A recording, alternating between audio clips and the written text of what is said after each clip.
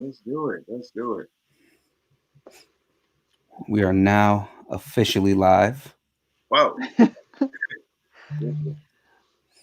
Do okay. Are we live now? We are live now. All right, you guys, welcome. We're the Hardly Heroes, a podcast dedicated to movies, TV, and everything geek related. I'm Sheila. This is Phil over here, and we got our awesome guest down here, Gene Freeman. How you Thank doing, you. Thank you. man? I'm doing awesome. Thank you for asking. How about yourself? Awesome. Pretty good, pretty good. So Gene is a Michigan native, a multi-talented actor, stunt performer, writer, musician, cinematographer, and content creator. Wow. You Yeah. do it all, man. You do it all. Can't Right. put a piece in the box. Now, of course, most famously, as far as everyone in this circle will know, Gene was the stunt double for Carl Weathers in The Mandalorian, but he also has things like Into the Dark on Hulu, playing Puka, the character Puka. He's plays King on Henry Danger. He's got a couple of other things like he's been on SEAL Team, The Orville, and a couple of other different shows. He was on Dolomite Is My Name, which if you haven't seen that movie yet, that movie is amazing. But yeah, so just some things that are out there for all the fans out there to know about. Now, fun fact that we have about you: we know that you grew up in your working in your family's comic book store, the Fantasy Adventure. Yes. Tell us about that. What were you into? Storylines, comics. What sticks out from your childhood? Things that kind of like come to mind. You know what? The thing that sticks out about being in that comic book store, first of all, the fact that it was just comic books everywhere. Like you had so many sections, and I remember there was like it was like kind of like a triple X version of things. So they had like a Mickey Mouse, but like a porno version of Mickey Mouse. And that's messed up. Like, do not go over there. Stay out of that section. And I would try to be like, well, I just want to see what Mickey's doing. So, but it was just to be in that space was so cool. Every day, it was like an adventure. You got to read comic books. I was really big into like a lot of the Marvel stuff. During that time, Batman had came out, and we were able to get like free stuff, and it just like kind of like just nerd out and enjoy ourselves. And yeah. And most people don't get to do that. My mom got to meet like Stan Lee, and that was really cool. She was like, because she was like the only Black woman at that time to like be into comics. So to be in that space and to have that type of people, like people would just gravitate towards her, like, yo. So it was like really cool to play in that realm. So I just really enjoyed it a lot. It was like my favorite thing. That's super cool. Oh, yeah. So before we get into the Mando stuff, sure. Let's talk a little bit about your career. So what attracted you to being a career as an actor, stunt performer? Like, how'd you get into the industry? So how did I get in? That's all. So we came from Michigan initially, and I was in my music actually, and some people, we were selling our CD like on Hollywood Boulevard. I don't know if you've ever been on Hollywood Boulevard. People were selling CDs. We were doing that when it was cool. Not now. I wouldn't do it now, but and these people were like, "Yo, you need to go to Central Casting, and so you can become an extra and start getting into business." And we were like, "What's Central Casting?" Didn't know what that was. Got into that, and then really fast, like I would say, within like a couple weeks, I was working on like Live Free, Die Hard, and I almost had Hartley on that. So like that was really cool, and just to be that close to like people that I've looked up to, like Bruce Willis is one of my favorite actors, and just because he's like a smart ass and badass, in the gym. So like to me that was super cool, and so I got to like be like this close and just watching them work, and then I got booked on Hancock, and so I was able to watch Will Smith work. Oh, wow. And so that's another person. These are like two people that I felt like were iconic in film, and I wanted that. So just watching them like in the bank scene where he like saves people. And so I'm like in that scene, and so I'm like, cool. Good job. Thank you. It's funny. You're doing a good job. Thank you. He's my best source. And so he's just watching them work and hearing Peter Berg, the director, say, "Okay, you guys are going to do this, this, and this." And somehow I was the only person that looked the opposite direction. So you actually see me looking like this, and everyone else looking that way. But there was, it was like it was all new to me. And so like I stuck with that. And then later on, my brother introduced me to a couple of people in the stunt industry. And then I was living in my car for like 9 months. And during that time, I met this stunt coordinator. I didn't even know he was a stunt coordinator. I would get up, go to the gym in the morning. I wouldn't sit in my car. I would just go work, and I would do various things. And I would listen to this old guy talk. Well, he's not really old, but he's old enough. He was older than me. And talk. And he's just telling these stories. I'm like, who is this guy? But something said, just keep listening. And Straight Outta Compton came out. I missed the opportunity to work on that show. And I was asking this guy, I was like, well, how do you hustle? Because I've never hustled. There's a thing for stunt performers called hustling. And what you do is someone sends you a call sheet and you go to the set with unannounced and you try to find the coordinator and so it's like this whole thing. And sometimes it gets really crazy. Like for me, when I went to Straight Outta Compton to go try to hustle the coordinator, first I asked, his name is Billy Washington. I said, hey, how do you hustle a coordinator? I heard you're a coordinator and stuff. And he's like, well, what do you do? Well, I was like, well, I'm an actor, but I can hit the ground. I can do camera work and all this other stuff. He's like, don't mention the camera stuff. He didn't say stuff. He said something else, but I'm gonna keep and so what ended up happening was he's like, well, who's the coordinator? And he said, I said, Lynn Odin. And he was like, okay, I know Lynn. And so then he said, just mention that you'll hit the ground, that's what you'll do, and you'll do that. And so I get on this shuttle. I'm sneaking on the set. I sneak on. So I'm one of those type of people where I don't like doing things that could get me into trouble. Totally. So I'm like shaking. I'm like, they're like, do you know where you're going? I'm like, yeah. I need to find Lynn Odin, please. And so I'm just trying to play it off and act like, because you got to act like you belong. Yeah. That's right. So I do that. I find Lynn, and then he's like, hold a second. I'm like, cool. I sit there and I wait. And then the guy, Billy Washington, comes up, grabs Lynn and puts him in a headlock, and they start wrestling. I'm like, what the hell is going on? And so then he bigs me, he talks me up to the guy, Lynn, and he takes my information. And it was Billy Washington that gave me my first job in the industry, like on TV. Right. And it was dope. I got the double Bethan Man. And that was like epic. And his methods coming in. He's like, yo, son, I really like what you're doing. That was for Rebel, right? Yeah, that was for Rebel. Yeah. John Singleton joint. And so that was like, I would say like my beginning, as far as like on TV. And then from there, just building those relationships. And I always felt as an actor, the one thing that you can't do, that there's no substitute for a stuntman. Like, are the unsigned heroes. Like, they got to come and hit the mark. They don't get no options. Like, if you can't do it, they take you out. You know? Right. And so it's like that skill level, that mindset. I was like, I want that on top of what I do as an actor, and I want to merge those two together. But at the time, it was kind of taboo to say that you were an actor who would do stunts, because which I get, because a lot of times you have actors that say they're stunt performers, but they're not going to hit the ground. They're going to try to save themselves. Some people want camera time, or they're not as good as they say they are.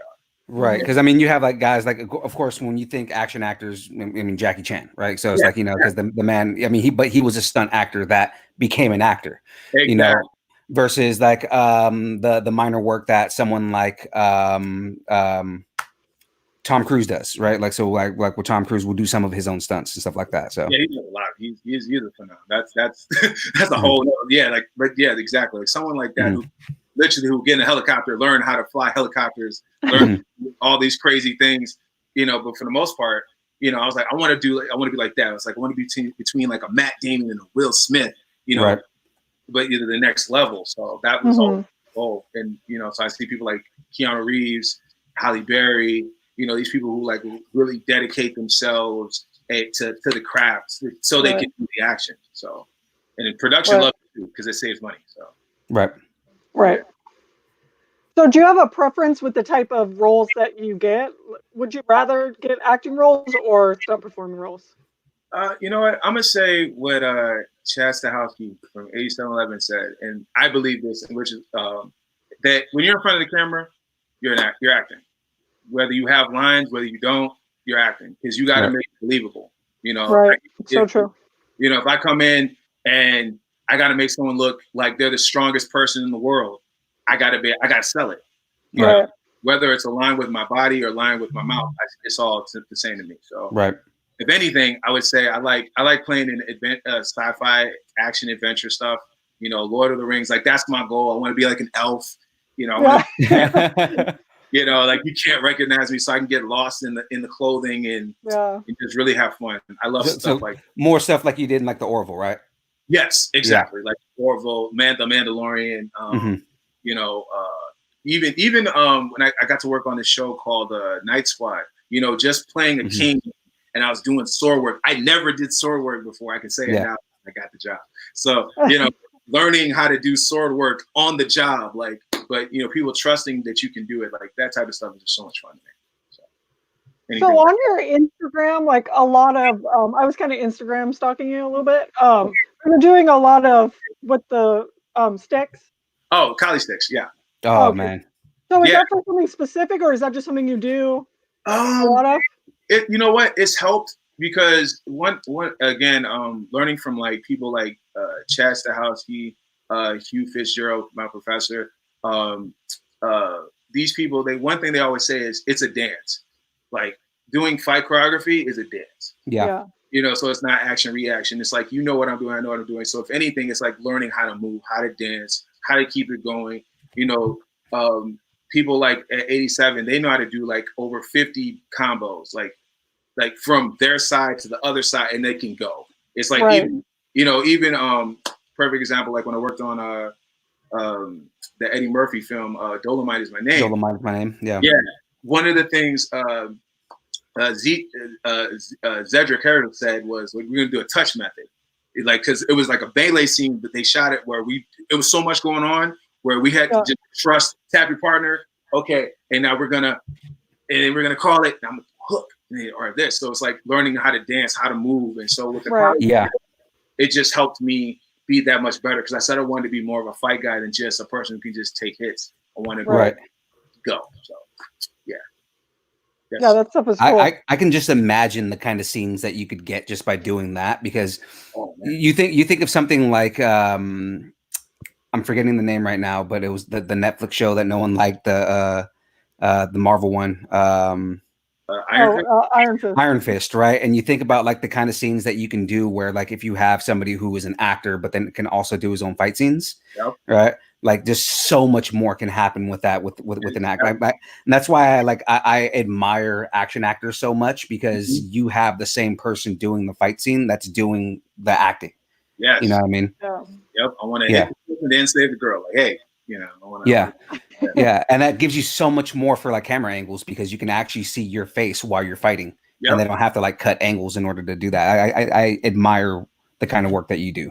Yeah, thank you, man. That actually, that's what they were talking about with the first John Wick, because it's like, well, we're just gonna have to teach him how to shoot, how to do this, how to do this. So if he does it on camera, that's fine, because we're saving time, and it's a beautiful space to be in, especially if you do it. It's like it just makes it that much more fun. It gives you that much more. You invest yourself that much more into your character. And when people run up to you like, yo, did you do that thing? It's like, you can legit say, you know, it was me. It wasn't a graph. It wasn't someone else. Not saying you shouldn't have that, but it's like, it just gives you something for your fans and your people. Right. I love it.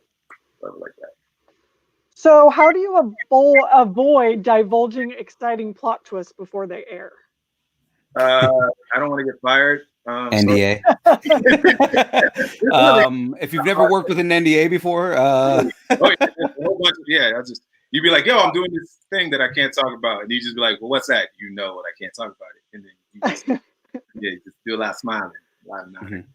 Right. Yeah. That's right. What do you consider your greatest accomplishment as an actor? Oh, that's a good question. Greatest accomplishment as an actor. I don't know yet. That's a tough. I mean, because it's so many things have happened. You know, and it's like everything I say was like a learning lesson. So, you know, like I put O.J. Simpson on something, and that was Oh yeah. yeah, that was hard. That was really weird. I'll never do that again. I have no problem saying that. That was not my taste. I was like, because Right. again, I'm a very comedic guy. I like action, Yeah. but played like that character. That was, and then the way I processed and prepared for it, and then to I was like, nah, Right. Yeah. it wasn't fun. But I would say, I would say for now that I can say, I would say Into the Dark. I would say that. Okay. Okay. Because that was a lot of fun to play something where I got to create it, come up with the movements, and it was so much fun to learn how to do different things. Like I don't want to spoil it for anybody. There were certain things I did in the second season that I'd never done before. And Right. it was cool to be in that space and play. So yeah, I would say that was pretty Very cool. All right, well, let's get into Mando. Just kind of walk us through the process of getting the gig. We have a friend actually of the show, Albie from the 501st Legion, that did a little bit of work on the Mandalorian. So yeah, he played a stormtrooper.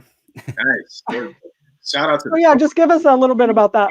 That was a very interesting situation because shout out to Ryan Watson.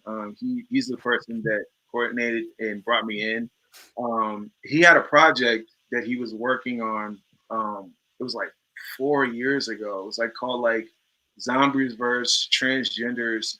And I remember, it was interesting because my boy hit me up and he was like, Wayne, he was like, yo, man, I need you to help Gaff or AC because like I said, I do a lot of stuff. Like I can work camera and stuff. So like, yeah, no problem. I was like, I'm just not wearing a dress. And he was just like, that's funny. You won't be, but they will be. And I was like, okay, wait, what? I'm like, wait, what are we talking about right now? And so then he told me the plot and the story, and I was like, okay. And then they needed it was Ryan's baby, and they needed someone to play a bouncer. And I was like, well, I can play that. He's like, all I do is checking IDs and throwing people. I was like, oh, I've actually been a bouncer and I've actually thrown people before. So there you go. It's like riding a bike. So right. So he shoots it. I do the scene. Like 4 years later, he hits me up because he's editing it, and he's like, "Hey, are you busy? Are you working?" And I was like, "No, I'm open. What's up?" And he's like, "Hey, I would like to have you double and work on Star Wars." And I was like, "Wait, what?" Like I was like, let me make sure I heard that correctly. I was like, normally. Because you want to be professional. You don't want to like geek out and be like, yo, what am I doing? What's that? He's like, Star Wars. Oh my God. We need you to work. Yeah. So, especially when you're a nerd, it's like. Exactly. Kid came up. I was like, Star Wars? And so it lost my mind. And I was like, and he's like, yeah. He's like, I was like, yo, man, I don't normally geek out, but I'm going to geek out. Are you talking Star Wars? He's like, yeah. He's like, they're doing a TV show. It's called The Mandalorian. I was like, you had me at Star Wars. What I was doing, it doesn't matter. The Force is with me. I'm going to be with you. So he brings me in. They do the fitting. That's in that moment when I go to the fitting, I'm just like, oh my gosh, I've been to fittings before, but this fitting is not like any other fitting I've ever been in. This is what it's all about. This is the dream right here. So I'm putting on the gear, and I'm just like, oh, this is dope. I'm like, oh, this is awesome. And so they tell me about and that's the thing too about this particular show. They was like, you didn't know anything. Yeah, they were really secretive about the show. They were they were on secrets on top of secrets on top of secrets. Oh, wow. In a chest dug underground, and only the certain PAs could get it with clearance. It was so crazy.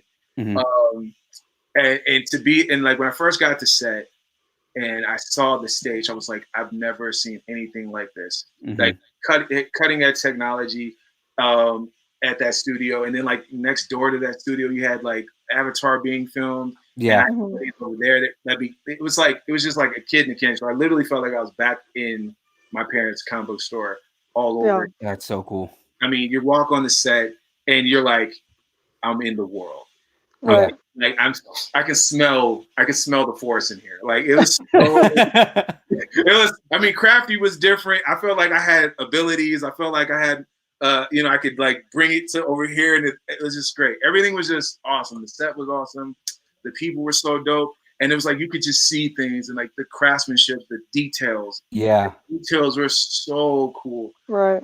The way that stormtroopers look, the Mandalorian, the way he hearing Jon Favreau talk and saying that in the scene, like, in this scene is the Western, like he's using movie references, and I'm just like, that's how I talk. That's me right there. I was like, this is so cool.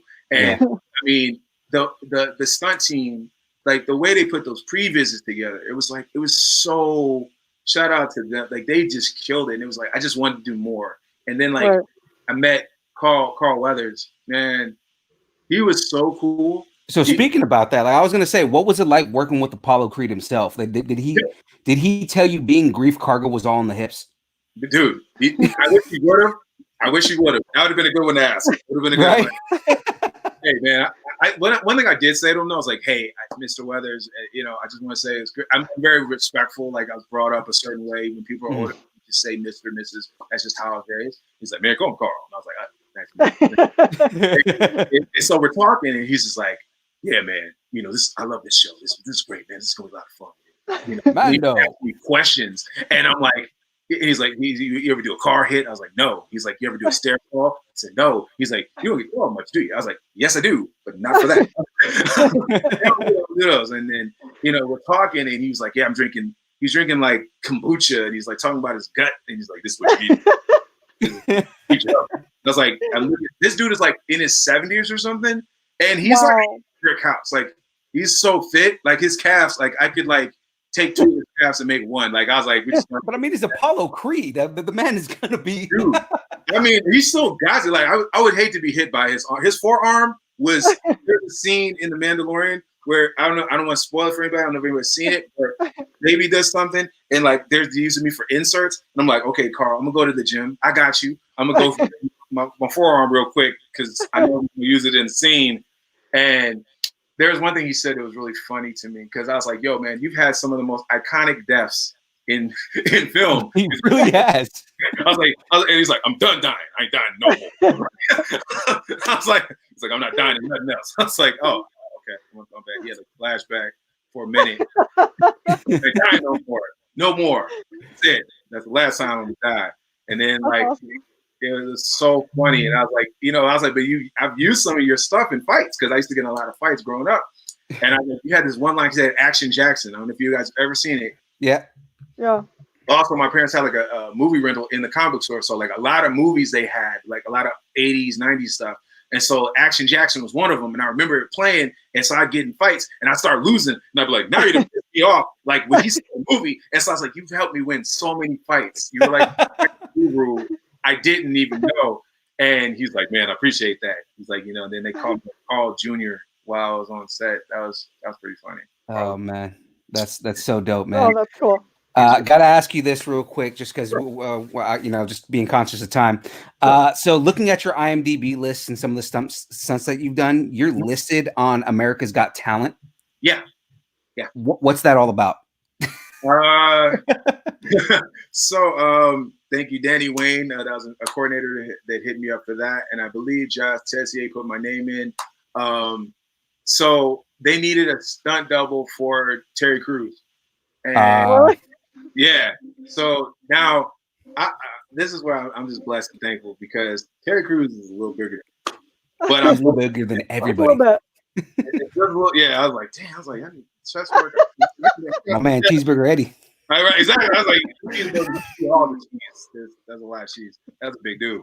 Yeah. And so they had me in a like I was like I'm jumping out of a plane, skydiving, and so we were doing the test for that, and then so they needed someone to do it, and so they had me hoisted up like almost close to 40 feet, give or take, and rigging me going up and down, and just to show him what it would be, and then he was a trooper because he wanted to try it himself. That's another person, like I would say he's definitely an action actor as well, because every time I worked for him as his double, he's always went in and did it.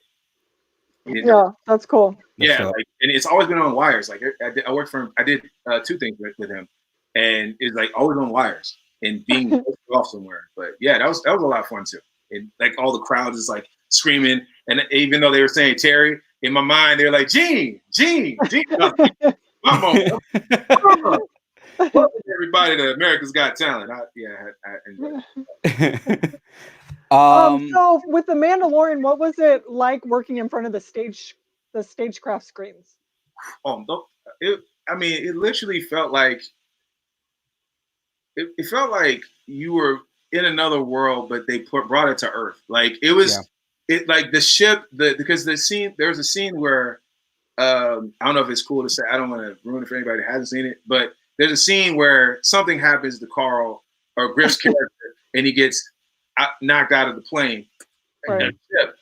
The way that it looks so like the closest thing I can think of without trying to downplay it is like when you go to Vegas, they had the Star Trek exhibit. Oh yeah. Like that, but on acid times 20. Like it was so. I mean, the dirt. Like there was like legit like space dirt. Like it was so intricate. And then like what I thought was really cool was how the camera, because I shoot a lot too. So the camera was synchronized with the screen. So like if they needed, right. So it was like it was just insane. It was like magic watching. It was like how did you guys come up with this zoom and the background zooming in with the camera? So you're seeing all this stuff happen in real time. It was just insane. Right. Dream come true. It's like one of the best sets I've ever been on. That's so dope, man. We're gonna jump into Q&A just because we only got about 5 minutes left here. So I got a question here from Ben Schwartz. What was the most difficult stunt you did in The Mandalorian? Though where I got shout out the hanger, that one. Okay. Right. It's funny because like when they did it, I'm getting yanked back on a ratchet. Like it felt like 30 some feet backwards. Like because I'm literally going like this. I'm going. Yeah. Like you can't do anything, but you can't fight it. Like it's gonna take you. And it took me really far, and it kind of took me into like almost like a taco almost. And going that far, I didn't know that your butt could get so tight. Like, I didn't know it could do that. That was a funny moment about the human body for me. So I would say that was probably the hardest. The hardest one. Yes, for sure. Man. Bex asks, is there an actor or director you haven't worked with but would like to? J.J. Abrams, Peter Jackson, Michael Bay. Those are good. Those are all good right there. Yeah, and Christopher Nolan, for sure. Nice. Angela Christine says, did you get to meet Baby Yoda? Yes, I did. Yes, I did. Not only did I get to meet him, I got that's so dope. That part, matter of fact, that part was so fun and so nerve-wracking all at the same stretch, because the puppeteers at Legacy Effects, they were like, you can't pick it up too fast, you can't do this, and then like, but the director's like, go ahead and grab it. I'm like, who was directing that episode? The one that I forgot her name. I forget her name too, but she's the one that's directing the ObiWan show. She was dope, and I thought it was cool how Jon Favreau would just come and like give like suggestions and he would really dial in to help the directors like just do their thing. So I thought that was cool too. Yeah, that's dope. So we have 3 questions that we ask all of our guests. Okay. I'm gonna have Sheila jump in on this one. So, who is your favorite superhero? Favorite superhero right now, I would have to say Wolverine still. That's a good one. Always classic. Mm-hmm. What about your favorite villain? Ooh, it's either between Sabretooth or Venom. Okay. Nice. It's between. Okay. If you could have any superpower, what would it be? Okay, so wait, quick question. Am I born with this power, or did I just get this like later on? That's a great question. I don't know.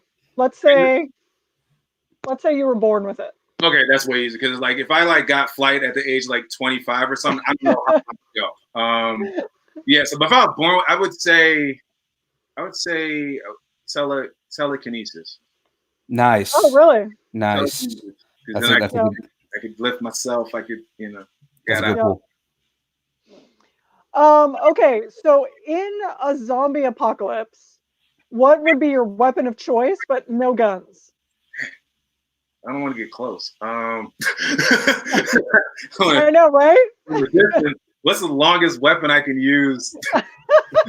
Katana. Because you get scratched, that's it. There's yeah, lightsaber. There we go. Boom. I'm getting a lightsaber. Dual lightsabers. You need a really long lightsaber. Dual lightsabers. There we go. That's my weapon of choice. Thank you. That's perfect. Gotcha. All right, cool. Well, that's it. So where can we find you, man? What social media or any projects that you're working on that you want to plug? Anything that you want to throw out there? You know what? You can find me mainly on Instagram, and that's where I do the most interacting. And everything that's gonna have to be under that anyway is Gene_Freeman. That's GENE_FREEMAN. Awesome. And if anything, I just want to take the time to like really thank everyone that's like yourselves. You guys are awesome. Taking the time to like let me just converse and have fun in this, especially in this crazy time right now. Yeah. A lot of my teachers, Hugh Fitzgerald, Mark, Chad, Stahowski, a lot of my teachers, because if it wasn't for them, Ralph Lemming, a lot of you guys, like if it wasn't for them taking the time out to help me, train me, give me these nuggets, I wouldn't be where I am. So if anything, I just like to take the time and say thank you for that. That's awesome, man. And segueing into that too, is there any advice that you have for any aspiring action actors? Yes, I would say work both sides. If you're the type of person that wants to act and do stunts, learn both sides. You have they're both important. Don't slouch on any of it. It's one of those things like you just have to keep doing it. Right. Be open, be ready. I would say shoot. I would say that's the one thing that's going to help you as a performer, even as an actor, is to take a camera, phone or whatever, and practice shooting. Find scenes that you like, find monologues that you like, reshoot them, learn how they shot it, so you know how it works. So that way, when your time comes, you're that much ready. That's awesome. All right, cool. Thank you. We appreciate everything. For joining us. Thank you so much. You're awesome. You guys are awesome. All right, you guys. Well, thanks for joining in. We'll see you later. Later. Bye.